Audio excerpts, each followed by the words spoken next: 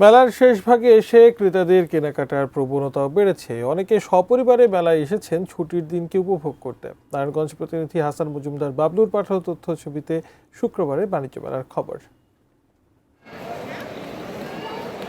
ছুটির দিনে ঢাকা আন্তর্জাতিক বাণিজ্য মেলার ৩০তম আসরে পূর্বাচলে Bangladesh China friendship exhibition centre কানায় কানায় পূর্ণ।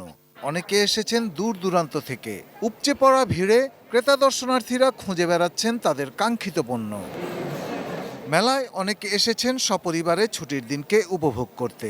বিশেষ করে শিশুরা মেতেছে তাদের কেনাকাটা আর অন্য আনন্দে। বন্দুক কিনছি, লাবুবু কিনছি, পুতুল কিনছি আর ছোট ভাইয়ের জন্য।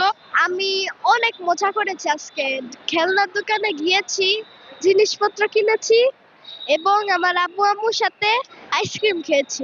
মেলায় পণ্যের দাম ও মান নিয়ে ক্রেতাদের মাঝে শোনা গেল মিশ্র প্রতিক্রিয়া। এখানে বিভিন্ন দেশীয় পণ্য বিদেশীয় পণ্য আছে, মোটামুটি ভালো। এখানে সবকিছু দেখে শুনে আমরা কিনতেছি, ভালো লাগতেছে। ঈদের সামগ্রী এখনই কিনে রাখতেছি ঈদের জন্য।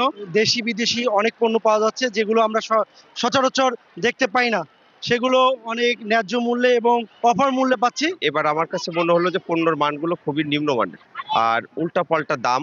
ছুটির দিনে বাণিজ্য মেলায় বেচা বিক্রি প্রত্যাশার চেয়েও বেশি, জানালেন অনেক বিক্রেতা। অনেক অনেক কাস্টমার, মানে আমাদের আশার চেয়ে প্রত্যাশা অনেক ভালো। আমরা আশা করছি সামনে আর অনেক ভালো হবে।